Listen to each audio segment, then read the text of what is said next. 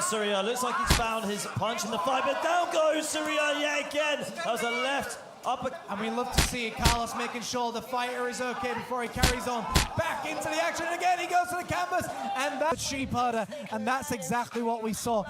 That rear uppercut was the final nail in the coffin, right to the chest, right where it needed to be, and put the man... Maligayang pagbabalik mga die-hard boxing fans.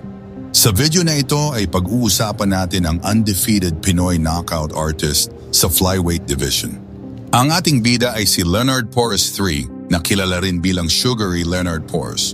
Siya at ang kanyang kapatid ay tinaguri ang Porras Brothers na galing sa Claveria, Misamis Oriental.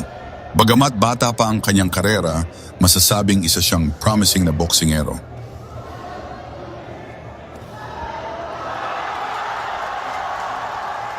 Nagsimula si Leonard Porras III sa professional boxing noong 2023. Mabilis siyang nakilala dahil sa kanyang sunod-sunod na panalo, kung saan marami sa mga ito ay sa pamamagitan ng knockout. Nagkaroon siya ng perpektong record na 8-0 na may 7 na knockout na panalo. Ipinakita niya ang kanyang lakas at husay sa ring na nagbigay sa kanya ng reputasyon bilang isang rising star sa Pilipinas. Si Porras ay isang southpaw na fighter. Ang kanyang mga impresibong winning streak sa murang edad ay isang patunay na malaki ang ibubuga niya sa entablado ng palakasan. Halina at balikan natin ang mga di malilimutang laban ng ating bida. Ang pro debut ng ating bida ay laban kay Harel Escriber na naganap noong Marso 2024 bilang bahagi ng Kumong Bol-Anon 14 event. Sa laban na ito, ipinakita ni Leonard Porras III ang kanyang lakas at husay. Sa pamamagitan ng kanyang agresibong atake, mabilis niyang nakontrol ang tempo ng laban.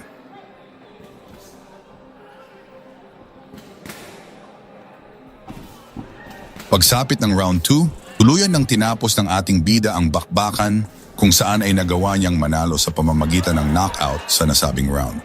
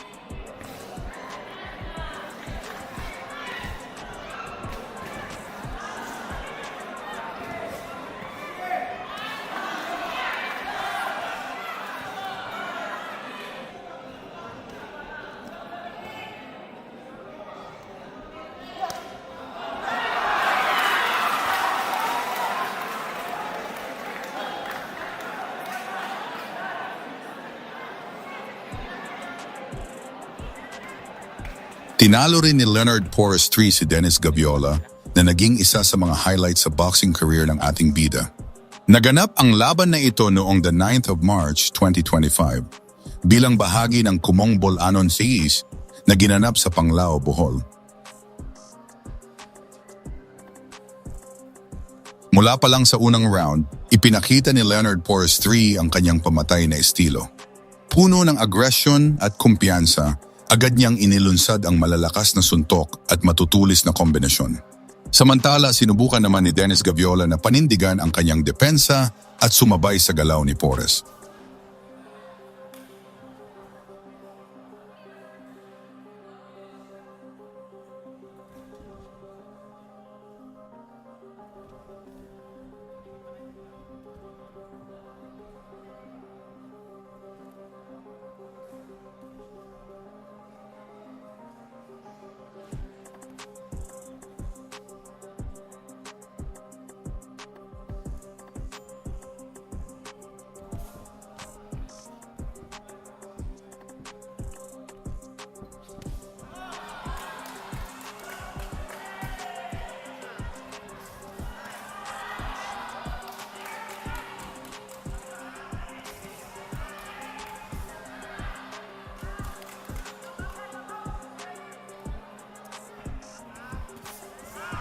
Habang tumatagal ang laban, lalong lumabas ang lakas ni Porres.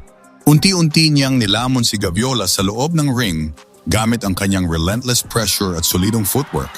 Kahit na sinubukan ni Gaviola na bumawi at makipagsabayan, mas matimbang pa rin ang bawat suntok at atake ni Porres.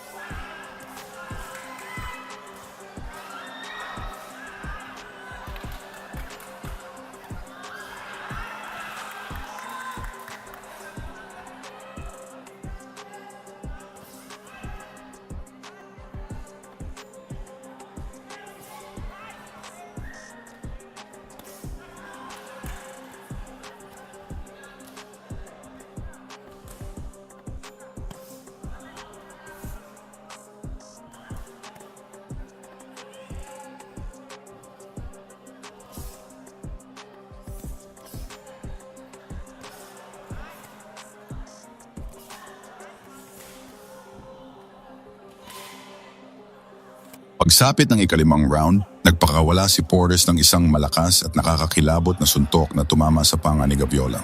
Agad na bumagsak si Gaviola sa canvas. Sa kabila ng kanyang pagsisikap na bumangon at ituloy ang laban, hindi na niya kinaya. Dahil sa matinding suntok at kondisyon ni Gaviola, agad na pinatigil ng referee ang laban. Ang laban ay opisyal na nagtapos sa pamamagitan ng technical knockout TK o pabor kay Leonard Porres III. Ang panalong ito ay nagpalawak sa perpektong record ni Porres na nagpatunay sa kanyang kakayahan bilang isang knockout artist at isa sa mga hinahangaan sa Philippine boxing.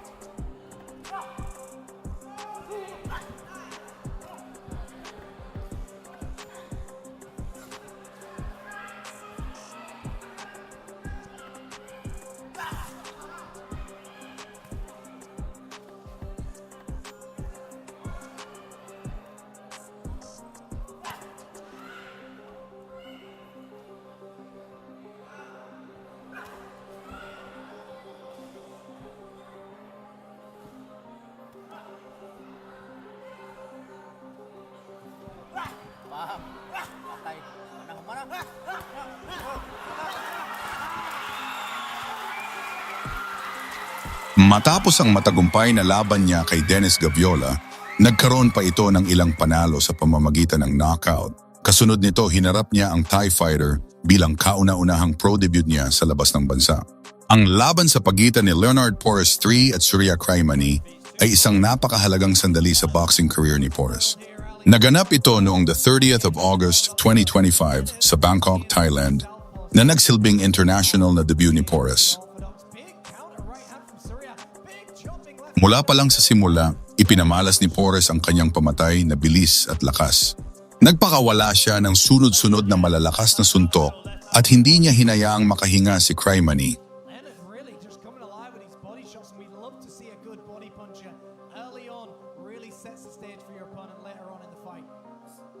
Jab here from Leonard. Surya looks like he's struggling here on the outside. Good shots to the body there by Leonard. Leonard again going upstairs with the left hand. Naging dominante si Porres sa buong laban. Sa unang round, agad na ipinakita ni Porres ang kanyang intention. Gamit ang kanyang pamatay na kombinasyon, napatumba niya si Kraimani ng 3 beses sa canvas.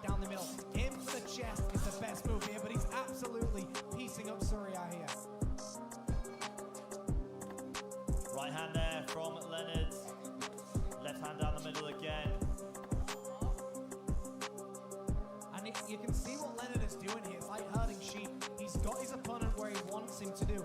And everywhere Leonard wants Surya to move, he gets him where he wants him. It's beautiful footwork. You can see him just placing that lead leg just on the outside to make Surya move. This is absolutely beautiful boxing by Leonard so far. Surya in the center of the ring right now. Leonard though pushing the pace, pushing him back. Ang referee ay walang nagawa kundi itigil ang laban matapos ang sunod-sunod na pagbagsak ni Crymany. Pick up where he left off. Will get the job done in round 2. Ang panalo ni Leonard Porras 3 laban kay Surya Crymany ay higit pa sa isang simpleng tagumpay. Nagpakita siya ng tibay ng loob, determination, The pace like he did in that first round. Left hand to the body there from Leonard. Surya trying to step off. He's got some space there. He had some space to pivot off Jimmy, but he didn't take it. He just kept himself on the ropes. And when you've been hit with so many big shots, it's very hard to take gambles inside the fight.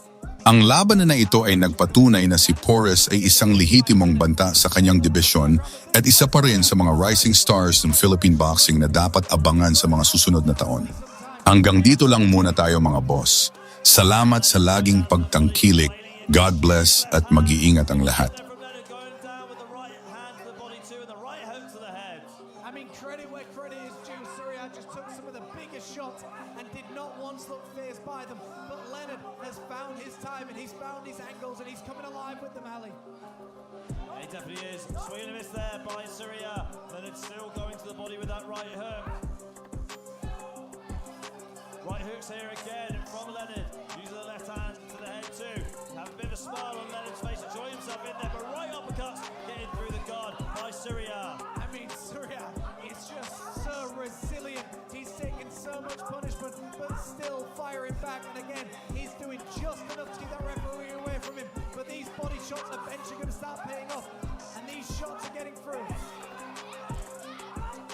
Uppercut here from Surya. Looks like he's found his punch in the fight, but down goes Surya yet again. That was a left uppercut to the body by Leonard.